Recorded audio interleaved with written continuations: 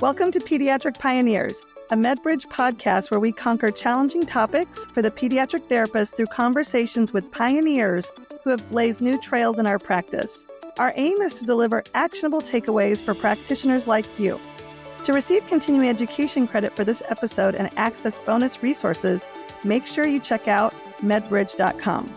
Hello, I'm your host, Nicole Quint, and I'm an occupational therapist with over 20 years of experience in practice and academia, specializing in pediatric practice and the improvement of occupational participation and performance through my expertise on executive function, visual perception, social emotional learning, sleep, and sensory processing.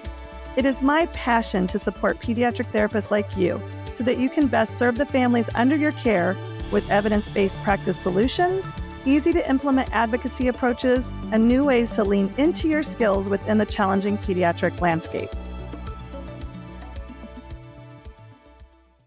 Today, I'm excited to be joined by Dr. Melissa Schaeffer, a board-certified pediatric occupational therapist who is also faculty at Nova Southeastern University. She's an expert in the area of incorporating assistive technology into occupational therapy. We'll be diving deeper into this topic, including recent research and actionable takeaways that you can implement right away. So welcome, Missy. I know you go by Missy instead of Melissa. I do. And could you get us started a little bit by sharing some more about yourself? Yeah, for sure. So thank you for having me. So I've been a pediatric therapist for the past 20 some odd years, and I've worked in a variety of practice areas, including adult inpatient rehabilitation, pediatric inpatient and outpatient rehabilitation. I've worked in a medical-based preschool, acute care peds. So I've really worked kind of the gamut. And in 2020 is when I transitioned into academia, where I teach classes related to pediatric conditions, pediatric interventions, and then assistive technology as well. Okay. So you have this expertise across all these different settings in pediatrics and assistive technology. Can you tell us a little bit more about how you were attracted to assistive technology and how your passion for that intervention, if you will, has evolved over time? Yeah, absolutely. So first I was really initially got involved with it working in that inpatient hospital setting, mostly with rehab technology, and really just seeing the improvements being catapulted by using this rehab technology. So being able to kind of get maybe repetitions that I wasn't able to get without the use of technology and things like that was really quite fascinating to me. So that was kind of my first delve into it. And I did a lot as well with just modifying activities, environments, using durable medical equipment, different adapted devices, not realizing at the time that all actually qualifies as assistive technology, for those of you who don't know. And then later on, just having my own personal journey of a child struggling to access her academic curriculum, and just not being able to do things the same way as her peers just heightened my interest even more. And really noticing that school personnel kind of felt like the technology was like this crutch that might make her lazy or not being held to the same standard as her peers, and not being independent. But that really just couldn't be farther from the truth when we implemented it. So that's kind of how I got involved. And then lastly, I started teaching a technology-based course at Nova Southeastern University. And that just really catapulted or heightened my awareness of so much more that was out there than I even knew, because I wanted to make sure my students knew, everything that was out there. I think there's a big misnomer in the field that you have to have a certification or be a licensed ATP, assistive technology professional, to be efficient in recommending or using technology. But technology really is just another tool in your OT toolbox that you can use with your clients every day in and out. And so it's really just more about knowing what's out there, being willing to be a consumer of technology, constantly exploring. And to me, that's what's so exciting, is it is ever changing. And so it just keeps me on my toes and really interested in the topic all the time. Well, I think that might be a little bit of what's overwhelming or intimidating to folks.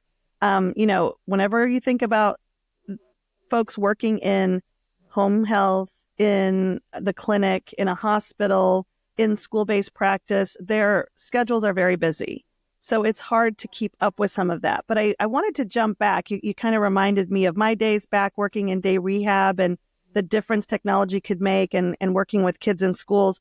And I'm wondering, you talked about low tech versus high tech, and that people don't necessarily appreciate the difference, or that low tech is something included in this conversation. Could you go back and define that for us so that we really have a clear understanding?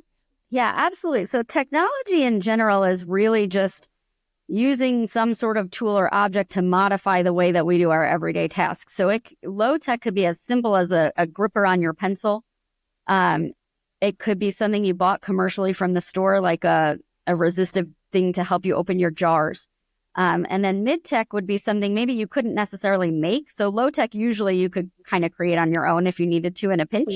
But mid-tech, usually more commercially available, let's say like a electric can opener, would count as that, or even just something as simple as a raised toilet seat, or just a manual transport wheelchair. All of those things count.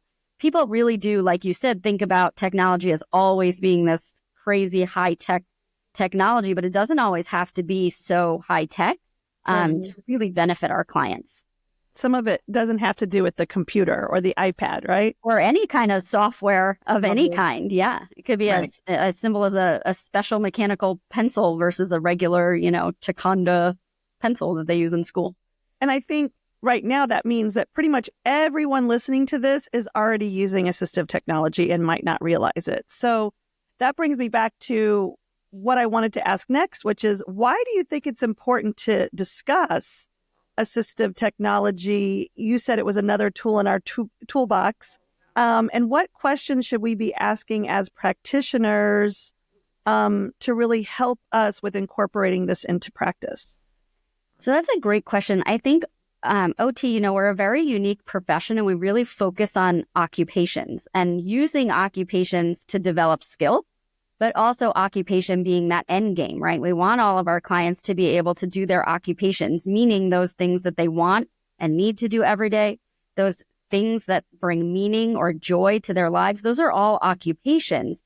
And so we need to support occupations in any way that we can. And technology is just, as I said, another tool to help our clients to be able to engage in those occupations that they want and need to be able to do. Our profession has really strong roots, and we rely a lot on models and theories to support that occupational engagement as well as occupational performance. Occupational engagement, I think more about engaging, right? Doing of what we want to do. And that performance is, are we successful?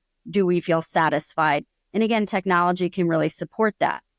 So we have a lot of models in the technology realm, but the one that I love the most, because I just find it to be the most holistic and really looking at the whole person like we do as occupational therapists, or the whole situation, is the HAAT model, which really, it just stands for Human Activity and Assistive Technology Model.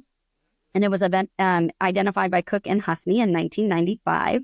And it really focuses on that dynamic interaction between the person, the activity, or what we as occupational therapists would call occupations, right? And then the context in which all of these occupations have to occur. And it helps look at all those pieces as a dynamic piece that will allow you as the practitioner to match the piece of technology to the individual. A common error that we constantly make when we're looking at implementing technology is trying to fit the client to a specific piece of technology. And we just know that doesn't work, because we're all individuals and there's no one size fits all model. And so if you really think about these concepts of the HAAT model, it helps you consider first and foremost the client and what they want and need to be able to do every day, aka those occupations, the strengths that the client brings, what are those barriers to the successful engagement, how are the contextual factors contributing to the success? So if you could see, it's the typical OT process that we always think about, or that we always go to. But the HAAT model just helps you think about what technology can integrate seamlessly into the client's life, supporting those activities, that occupational engagement and occupational performance in all the contexts that they need to do it in, and without being intrusive or difficult to manage. And I think, I can say that I'm guilty of maybe back in the day when I was practicing and we had less options to choose from, you maybe did force some of those fits, and it can backfire, and then you get the abandonment issue. Exactly. That's the biggest concern really when you're using technology, is if you don't think about your models and you don't go through a systematic process, which we'll talk about, how that works, it does lead to people just don't use it because it's not a good fit, or they don't know how, or, a variety of reasons. Right. So really the questions you're saying that we need to ask is really what we do every day with our clients. What do they want? What do they need? What's the context? And what are the occupations they're going to use this assistive technology to help them? Exactly. It's really kind of looking at that. Where is that gap, and how does technology fit to bridge that? Okay. So that makes it feel much more doable because it aligns with everything that we're already doing. So you had said that we have a process. You have a process to share, and that we always need a process. We have our own process. So where should we as pediatric practitioners start? What is that process? The clinical reasoning that's involved for how we identify assistive technology needs, whether it's low or high tech, and then make sure that we're getting our pediatric and our adolescent clients assistive tech that will promote not only occupational performance, but also sometimes just participation. Yeah, absolutely. So like I said, we really start with that HAAT model and thinking about focusing on that occupational profile first and foremost. What does that client want and need to be able to do every day? And what's holding them back? So we look at client factors, we look at performance skills and performance patterns. And then we can also take information from the International Classification of Function model. That's another great model that can support us. So we want to think about not only those client factors, but what are those activities, and not just activities, but participation in occupation, right? So we have to kind of look at all of those levels. So first, we usually go through that occupational therapy and then select both standardized and non-standardized assessment tools. There are a lot of tools available specific to the assistive technology world. And I think that's another thing that can kind of get overwhelming for people. But really what you need to do is for those client factors, the things we always look at, we need to look at range of motion, strength, how are they moving? What is their tone like? Because that's going to tell us what can they and can they not access, right? We talk about access points, meaning how you're going to use that technology. We have so many options. You can use breath control. You can use speech. You can use blinking. You can use your hands. You can use your feet. There's so many different ways. So we need to think about those client factors. We have a lot of tools like the Assistive Technology Assessment Checklist. And then I love to end with something like a COPM, the COPM. So something that just helps clients to kind of, these are the main things that I wish I could do better, that I'm not so satisfied with right now. And then I start thinking about, okay, what are the things that this kiddo needs to be able to do every day, and how is that technology going to bridge the gap? So I'm going to talk a lot about this process of first just knowing your resources, right? That's kind of the basis, and that's the scary part. I think that's where the therapists kind of panic and run, because there is so much, like you said, available out there. So the first thing to know, in my opinion, right, is that we have legislation that supports us. So the Assistive Technology Act, which was first enacted in 1998, was reauthorized in 2004, which focuses on access to technology to support school, employment, and daily life activities. And I think sometimes you think with kids, you don't think about employment, but adolescents, that's a big part of kind of their occupations, right, as they continue to grow. So it covers all of those things. And basically what happened as a result was really cool.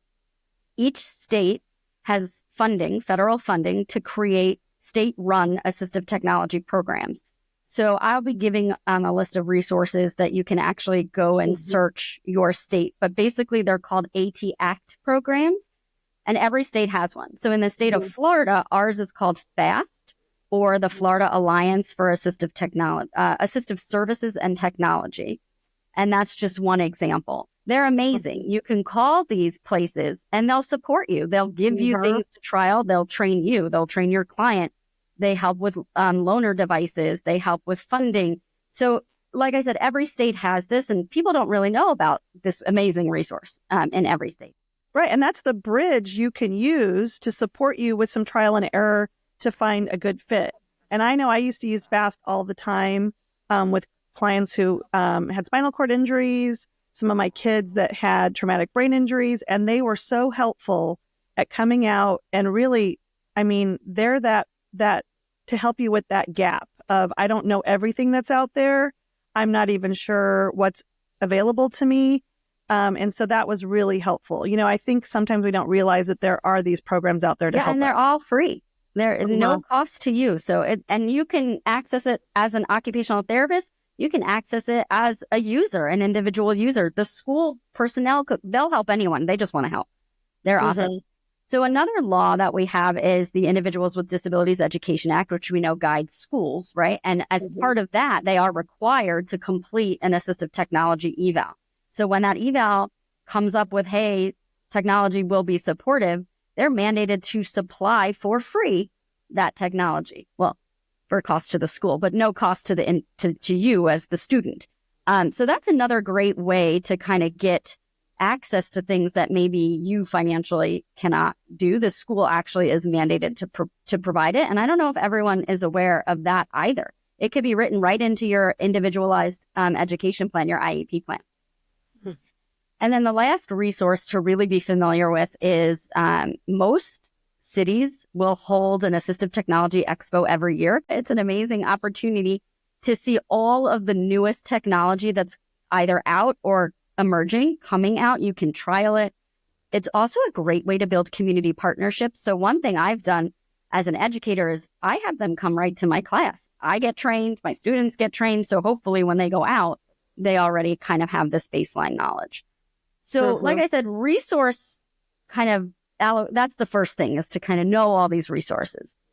Next step is to really explore, once you've made these partnerships, you know what's out there, is to look at what do I need? Am I looking for technology related to activities of daily living and independent activities of daily living? We have a ton. Am I looking at educational technology, rehab technology? So once you hone that down, again, it makes it less daunting because it shrinks the window of available technology when you really know your focus. Okay, but the process is not over there. And this is where we fail. So once we identify it, right, we need to trial it. Like you said before, if you don't trial it, you don't know, then you're going back to that problem of I'm trying to fit the person to the technology rather than the other way around. There's so many ideas out there. So you really do want to trial different things. And then the next step is, okay, this worked. I need to get it. So the worst thing you can do for a child is open their eyes to this amazing piece of technology and then say, oh, sorry, it's not available, or it's too expensive, or, I can't get it for you, whatever it might be. So you have to get it. And there's a lot of available ways to do that. But once you get it, the next thing you need to do is train them how to use it. If we don't train people how to use it, they get this great piece of technology and they trialed it and they're like, yeah, it worked. And oh my God, I don't remember how to use it. Goes in the trash, right? And you have to train not only the user, but the people that are going to be supporting that user. So is it the caregiver and the parents? Is it the school personnel? Is it maybe a one-on-one paraprofessional in the school? You have to identify those key people to train so that it does get used. So then you implement it. So create some sort of a schedule. This is when we use it, why we use it, how we use it, and constantly reassess. So it's really know your resources, trial things, get it, implement it, and then reevaluate. And if you go through all those steps, you really shouldn't have that abandonment that people are so worried about. Right. So the practice part makes sense to me. It aligns with motor learning, right? We're experts in motor learning. We know that people start out and they're awkward, and maybe you make the environment not so difficult, so they can just learn how to use the device. And then you start ramping things up, and then you eventually put them in the natural context of the occupation and see if they could do it. And I would imagine too, like I think about wheelchairs. Wheelchairs always break down. There's something that's happening where it needs to be fixed. And so I would imagine you want to bake that into the process too, of having them have that connection of if something goes wrong, who to contact to help you with that. Because technology absolutely. we know can break.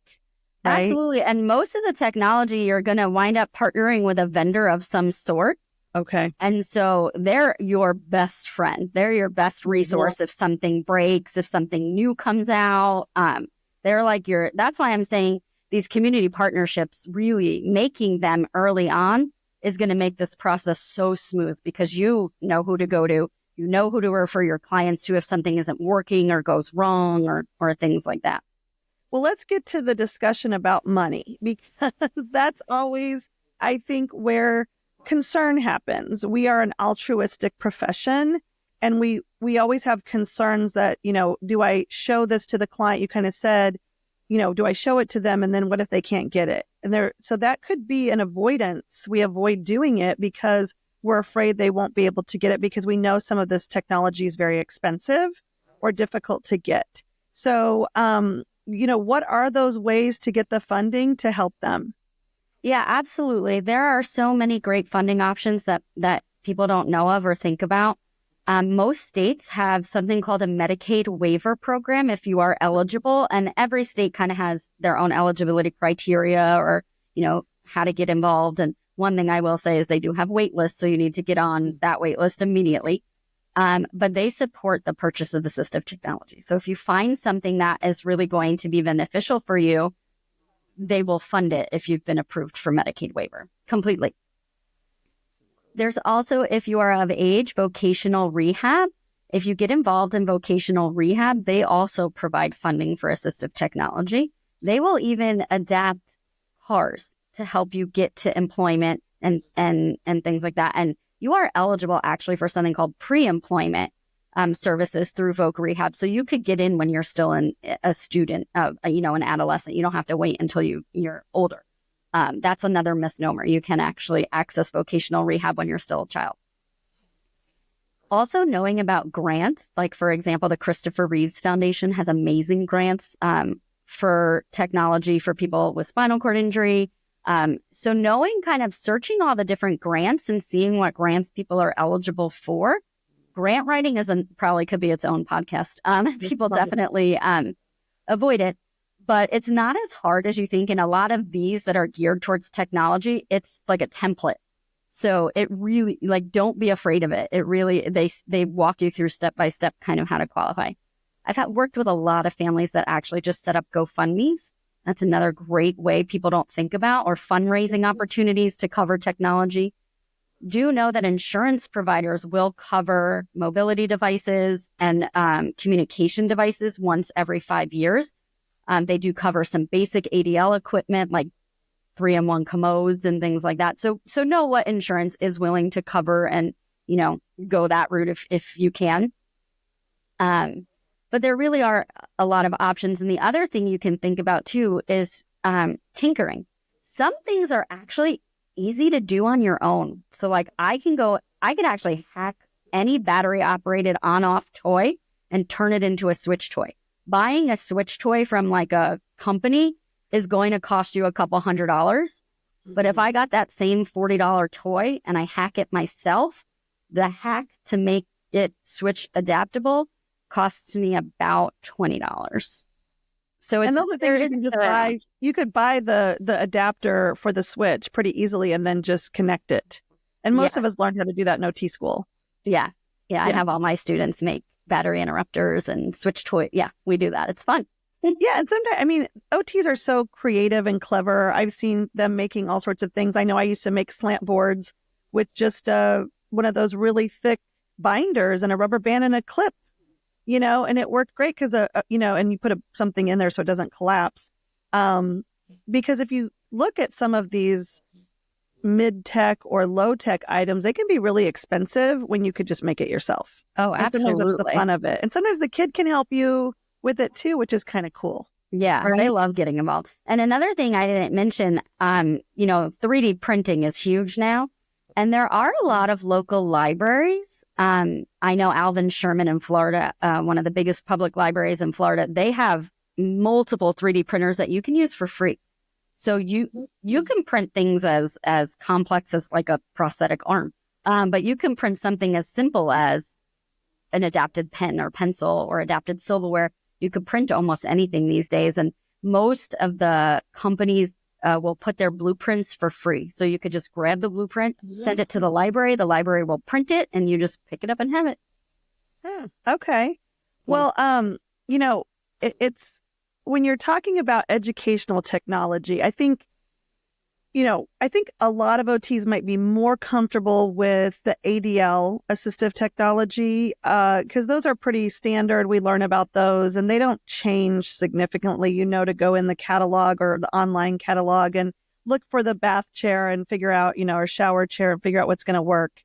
And same for feeding, things like that. But when we start getting into the educational technology, and you don't have to be a school-based OT to do this. Sometimes kids don't qualify for services in the school, but they're seeing you in the clinic or in home health or something like that. And you realize that they might need some assistance with their educational occupations. And so I know that's a big growing field. And I wanted to think about that because earlier you said that the IDEA Act or law basically has a provision for assistive technology. So once the IEP deems it necessary, so those kids getting special education are going to be able to access technology. And you want to be part of that process as the occupational therapist. But also, I think this is important to therapists who are working with kids in the home arena or the clinic as well. So I wanted to delve into that a little bit more and see if you could shed some light on the educational technology that's out there. Yeah, I'm so glad you brought that up. Obviously, with my own personal journey, this is kind of a passion project of mine. And I am learning along with everyone else on a daily basis about it.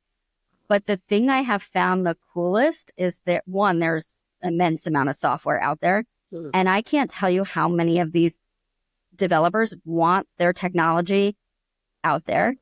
And so they'll give it to free to occupational therapists. So, for example, I just got a program called Kiwi Math. It's a math program. It lines up all the math problems.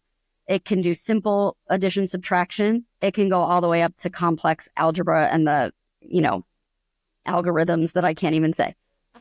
It can do kind of all of those things. And they gifted it to me for free as an occupational therapist to use with my clients. So we just make an account and then they can kind of go in and use it. I can't tell you I've had the same thing. I just partnered with another program called Cami. Cami is really great for screen reading, dictation software. It has graphic organizers. If your kiddo is just struggling to get kind of their ideas organized and out, it'll do that. And then they can type, they can dictate it. It can do anything, really. It's great for kiddos with dyslexia, dysgraphia, executive function dysfunction. And they also will give you a free trial before you decide if you want to use it. And the program itself, if you get it as an individual user, is $50. So a lot of the technology that's coming out, either therapists are allowed to access it completely for free, trial it for free, and then it's not that expensive anymore. So it's a really growing area, and it can help with all aspects of academics. It even can, sometimes I've worked with kiddos that have trouble, they do it and then they don't hand it in, right? So they have their homework, but they never hand it in. And you could have even that button that just says submit it, and it'll send it to whatever online, most schools now are using online platforms, whether it be Google Classroom or Canvas. It integrates with all of it. And so you could just send it. So they're really starting to think about every little, nuance of occupation, really, in the occupational area of education. What are all those occupations in there, or tasks, activities, whatever you want to call them? We call them occupations. And they're meeting that need for almost all of them at this point in some way with technology. So it's really leveling that playing field for these students. Right. And it's nice. You can do your occupational analysis and see where those discrepancies are between what the kid or the adolescent is able to do and what the demands of the activity are. And then you can find that right fit with the software. And so Cami, it starts with a K, right? And I guess the Kiwi also starts with a K. And it's funny. I'm like, oh, wait, we don't have to use graph paper anymore to line up the problems. I'm old school. And it'll even give you graph paper right on the screen. Ooh, nice. That's really Yeah, and I think the nice thing about that too is that technology, everyone uses it. So the kids don't feel like they are being singled out for using a tool, right? That used to always be one of my challenges in the clinic when I was working or in the schools is the kids were like, I don't want to look different. And so, but technology is that leveling field, right? Which is really exciting. Yeah, it's real. I mean, like you said, everybody has a computer at their desk and everyone has earphones. So you have no idea if this kid's screen is getting read to them and their neighbor is reading the screen. You have no idea. You have no idea if this kiddo is dictating versus this one is typing because it can dictate sound really, really so much better than it when it first came out. And you have, those programs are a little bit more complex, but you even have really simple, just Google has its own Chrome extensions for free as well that can screen read, that can word predict software, spelling corrections, all those kind of things that honestly every student benefits from. Right. I don't know about you, but I use spell check. I use them. Right. Everybody uses a lot of different tools, right? And I would imagine too, graphic organizers, reminders, all these things that we all kind of use are readily available. Yeah, lots of people even just set like Alexa or Google Home to make an announcement. So like every morning it could say, did you pack your lunch? And it just does it automatically. So a student that maybe you would have to be home to remind them, you don't have to be there anymore. They're completely independent. It's amazing. It's nice. And it helps take some of the brain clog out of the equation, right? We're trying to remember too many things, and working memory is only so big. It is not an infinite resource. So, there's all these great tools. You talked about the HAAT model. I know you're going to provide these resources in the resource packet and the takeaway information for those that decide to do this for continuing education. So I want to get into the research. We always talk about we are an evidence-based practice. So what does the research say, the recent research anyway, about assistive technology to support what you've been talking about? Yeah, absolutely. One of the coolest things that, excites me is we are using assistive technology more. That has, the research is saying it's increasing. We're actually utilizing it. So that's a good thing.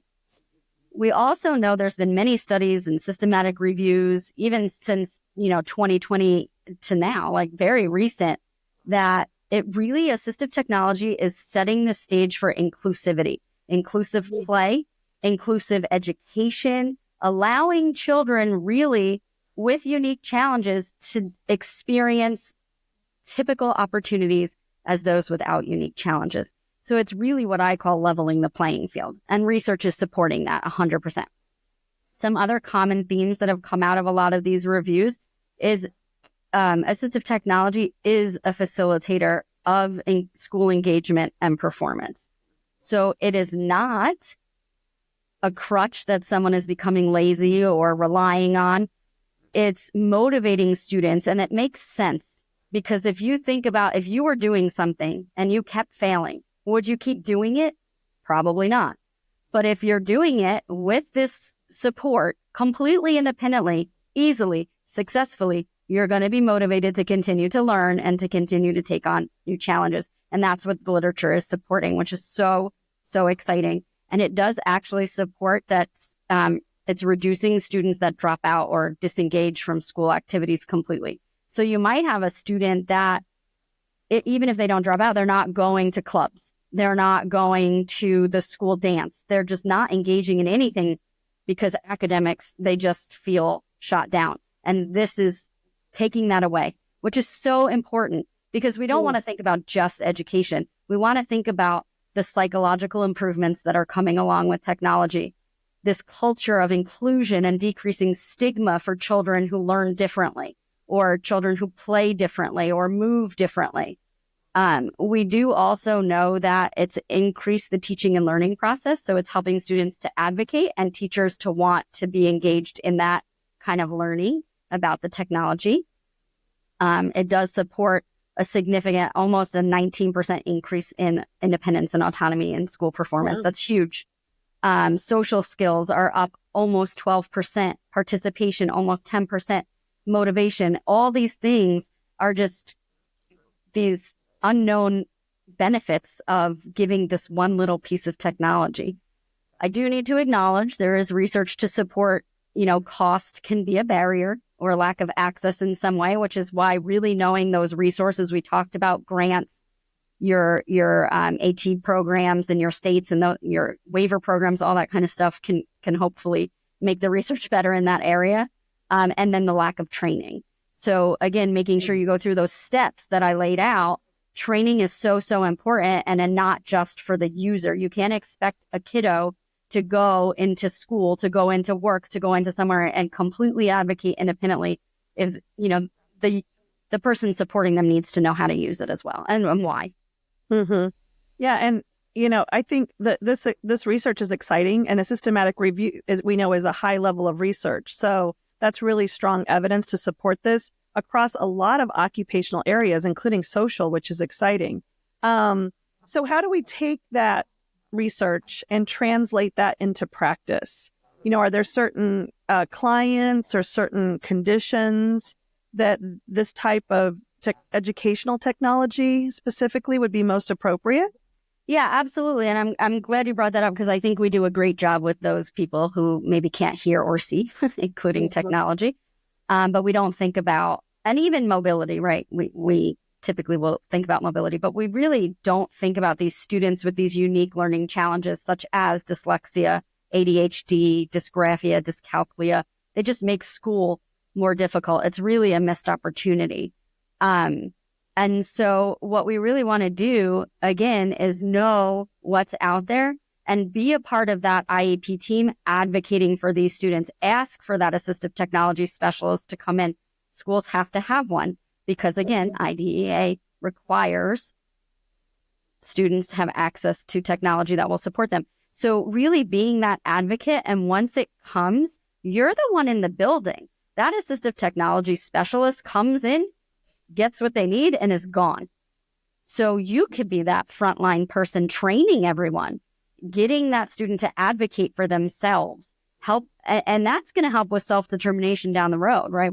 We talk a lot about, how do we get students to graduate and then do post-secondary things, education, employment, independent living, all those kind of things. Well, this is a great avenue for OTs, to really think about how we can use technology to build self-determination, which is a skill we know is essential for, post-secondary as well.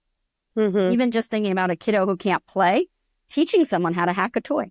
It's so simple. There's 100 different, I'm going to give you all a website. It's called DIY Ability. To me, it's one of the easiest ones to follow. But there's tons of videos of how to hack toys and just make them accessible for someone who can't necessarily play the way you and I play, to spin a die, to spin a spinner. There's technology that can do all of those things. Those adapted switch toys were my magic pill for kids that I work with who were still in quote unquote coma state. And when you would first see them switch on that toy, that's when I knew we had potential to really go in there and get them, to move through those Rancho levels. And, so I get kind of excited and I'm a little emotional when I hear you talk about switch toys, because it's such an easy thing to do. And a lot of times they already have toys that you can adapt. So it doesn't really cost much of anything, which is exciting. And it's a game changer. But I want to go back to what you said about the kids that maybe are overlooked. And I think this is true with these kids in a lot of different areas, not just assistive technology, but it's the kids with invisible disabilities, right? They fall through the cracks. We know. I did my dissertation on this population, and one of the things I found out is that one of the barriers in special education with these kids is that they are not identified to start that process of special education evaluation and put into the program so that they can receive services and get, occupational therapy. But aside from that, they could be overlooked for this technology as well. And so I think it's so important that we are talking about them, because I think they're some of the ones that benefit the most from having assistive technology, particularly education related, or even the ADL, like you said, with Alexa or something like that, that could help them. They just need some of that cueing and that prompting.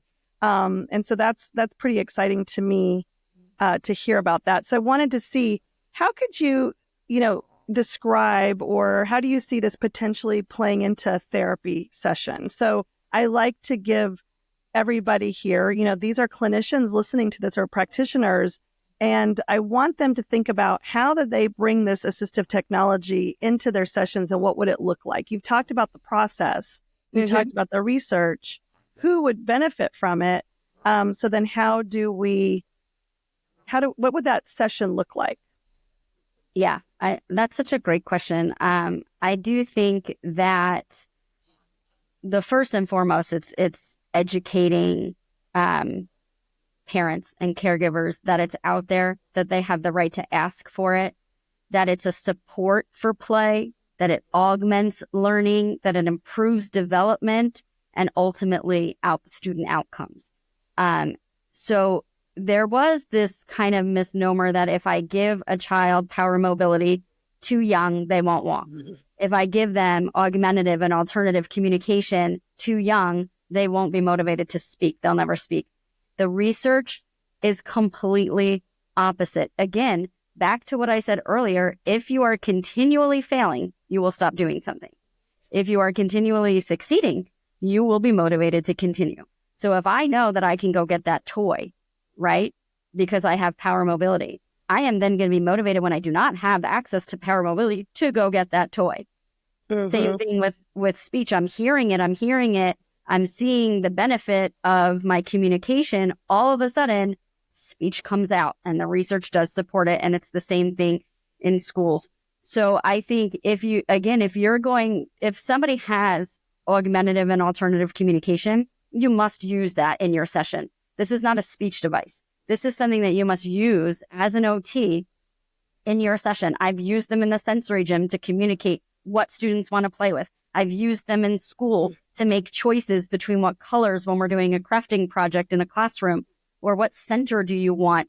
You can't think about this technology outside of context, right? It needs to be used in all the contexts that this child's going to play. And I think that's where OT can really start to bring it into their sessions.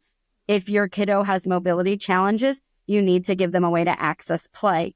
So use switch toys, play board games, use the computer so that it becomes natural when they're young, and it's much easier when they transition into school to use it.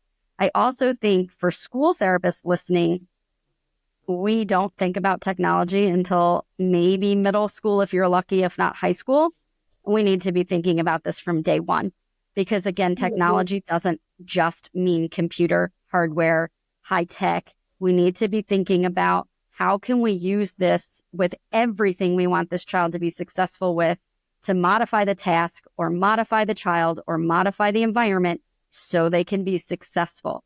We know that when a child is successful because of technology, they will continue to engage. They will develop play skills. They will develop fine motor skills, gross motor skills, social participation, the basis for education. They'll develop sensory processing skills, all the skill building that we think about, foundational skills that children need to play and learn and do all their occupations, come from meaningful engagement. And technology can, again, just be that evening the playing field, giving that access, allowing that child to do it. And so it should be involved in every one of your OT sessions, in my opinion, in some way. Yeah, and we forget too, mobility is what helps with the development of visual perceptual skills, because you have to move through your environment to start to understand yourself in the environment. It helps with your body awareness. So there's so many benefits. And so, yeah, that thinking and being open to the idea that assistive technology is the engagement and the conduit toward that developmental progress, I think it's highlighted very nicely in the fact that we now know that you give someone the ability to type who cannot engage in written expression effectively, then that builds their ability to write effectively. So that's aligns with all of that as well. So you got me kind of excited thinking about this. And I always love to have guests talk about a success story so that now we kind of know, okay, we've got all these resources, we have this process, we know how to think about things. What is that success story that will really help us see, like, wow, the magic of assistive technology? I'm so glad you asked. I'm going to go with an educational story because I'm very passionate about educational technology. I think it's really it's going to make students succeed and go to college and things that like students with disabilities don't get to do typically. So I'm going to talk about Janet. She is a middle schooler who has ADHD, dyslexia, dysgraphia, and sensory processing challenges. If you look at her, she looks completely normal, typical. You wouldn't think anything's wrong. Her educational journey was quite a struggle. She was labeled really early on as a behavioral challenge because she would have these sensory experiences that led to meltdowns. She was struggling to read. She was struggling to write. So when those challenging motor tasks were put in front of her, she would disengage and just really wasn't given tools to be successful. She was actually allowed to withdraw completely and sit in the corner because it kept her calm, and thus missed all of the kindergarten learning opportunities that were presented because she was very comfortable with her book in the corner of the room alone. So think about all the things that impacted: fine motor, social participation, gross motor, sensory. Education. Every occupation was impacted by just that, story. And an occupational therapist came in and finally realized that this was not behavior. That, in all honesty, behavior is a form of communicating something in some way. And so she did take the time to figure out that she was communicating that she couldn't do these tasks the same way. So at first she was kind of given adapted paper, adapted writing utensils, and it definitely helped. But as the demand continued to get harder and harder, writing, instead of writing her name, it was writing sentences. And then instead of writing sentences, it was writing paragraphs to papers. It just wasn't going fast enough. It wasn't going as smooth. It was so effortful. She was missing the learning because she was focused so hard on the mechanics of spelling and writing and all that kind of stuff. And so finally, after fighting in the IAP team for a couple of years, she got the assistive technology evaluation. The specialist was amazing. Right away, she was like, oh my gosh, there's technology that's going to fix this, that's going to support it. She started with something called Co-Writer and Snap and Read, which are Google free kind of Chrome extensions that the school put on. Mm-hmm. So if she could read, but if it was really taxing for her, she could just click a button and it would read it to her. And as she was typing, it would predict what she was trying to say. So she didn't have to find every letter on the keyboard, and she didn't have to worry about spelling. It automatically found the word and corrected it for her. And that worked well for about a year. And then she went to middle school. And in middle school, we weren't handing in homework. Our thoughts were disorganized. We were getting worksheets, which couldn't be typed on. So she was having to write those and things like that. And then eventually the family went out and got the CAMI program that I talked to you all about. Mm-hmm. And it's been game changer. She can take a picture of the worksheet. It shows up on the program. She can type. It can read it to her. She could dictate. She can make a video. She could put pictures. She could graphic organize. She can hand it in. Everything that she was struggling with, she went from the caregiver having to sit with her for 2 to 3 hours a night to do homework to doing it completely independently in under an hour. So it was just, game changing. And this was a kid that was like, I don't belong in middle school. I need to go back to elementary.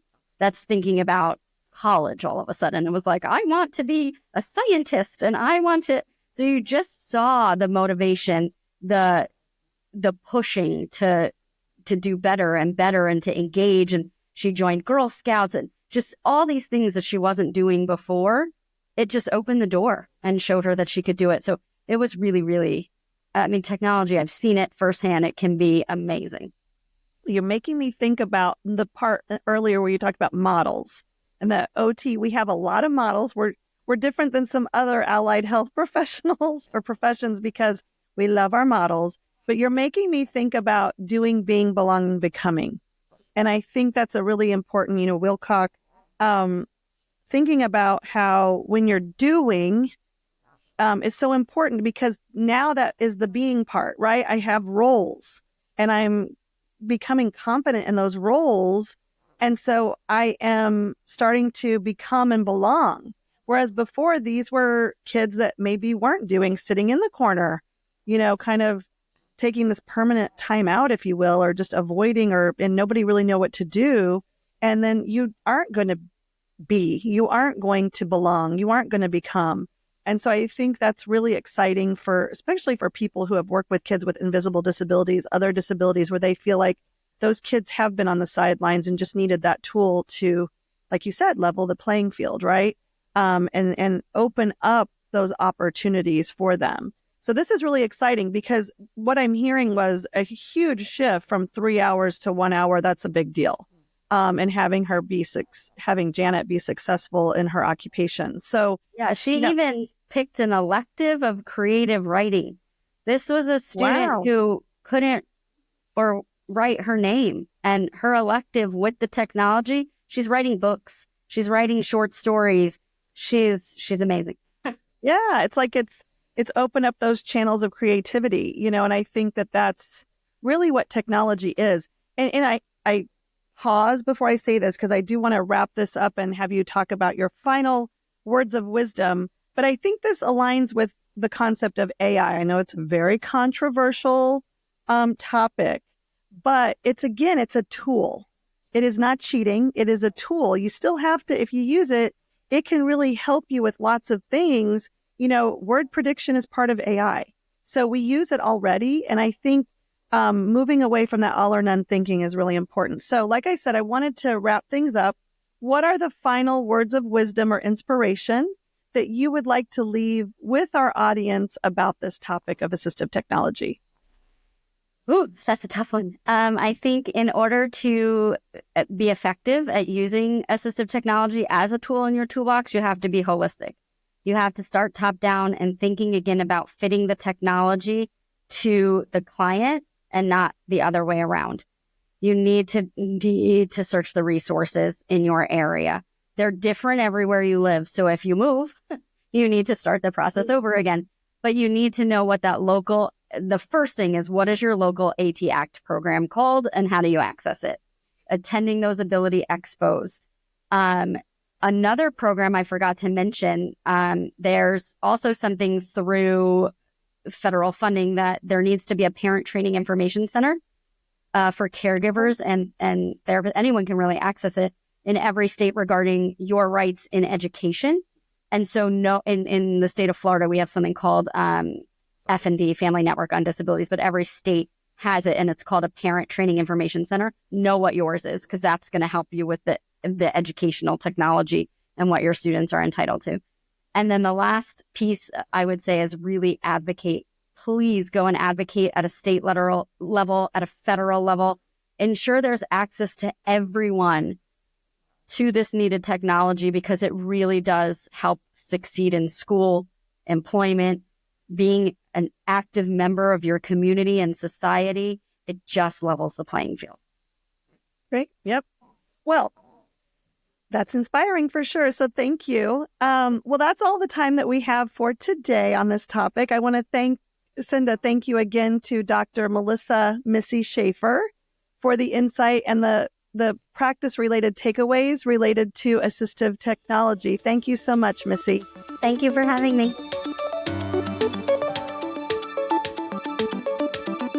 Thank you for tuning in to this episode of Pediatric Pioneers by MedBridge. Please be sure to subscribe and listen to more of our episodes on Spotify or on your favorite podcast platform and at medbridge.com. If you're listening outside of the MedBridge catalog and would like to access the bonus resources and receive continuing education credit, simply log into your MedBridge account and complete the quiz for this episode. Pediatric Pioneers also listens to you. If there is a particular practitioner that you'd like to hear from, or if you have a question or challenge that you'd like to explore on this podcast, please let us know by leaving a comment on our Instagram posts or by emailing podcast@medbridge.com.